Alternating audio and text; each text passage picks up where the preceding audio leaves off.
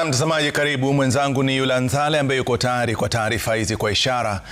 Idadi ya watu waliofariki kutokana na mafuriko makubwa yaliyoshuhudiwa nchini Ijumaa jioni sasa imefikia watu 43.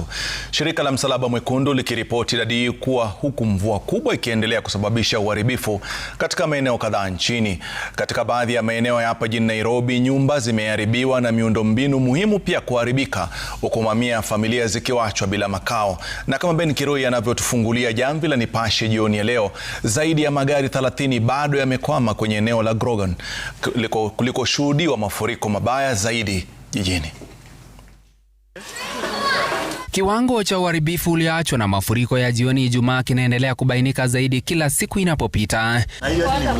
Katika kaunti 16 kote nchini, familia zinahesabu hasara za mamilioni ya pesa baada ya nyumba, mashamba na barabara kusombwa na mafuriko. Karakana ya Grogan hapa jijini Nairobi, magari zaidi ya 30 yamekwama tangu Ijumaa, yakiwalazimu wamiliki kuyavuta, mekanika kuanza kazi upya ya kutengeneza na kubadilisha sehemu zilizoharibika. Mingi zinatolewa leo.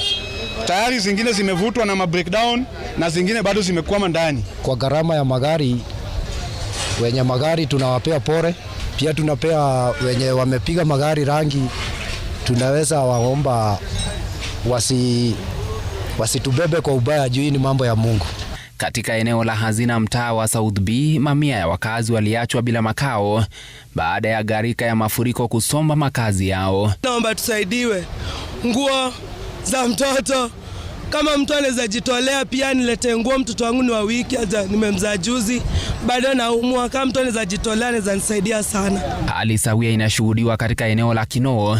Familia nyingi hapa haziwezi kufikia makao yao ambayo yamefunikwa na maji kabisa.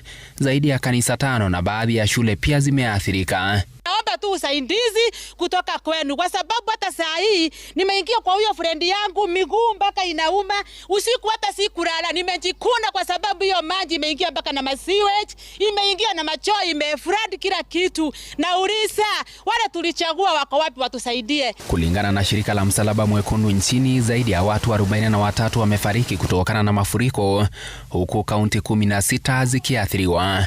Familia zaidi ya 10,000 kuathirika na watu 4,843 wakilazimika kuyahama makazi yao na kutafuta hifadhi katika maeneo salama. Ben Kirui, runinga ya Citizen, Nairobi.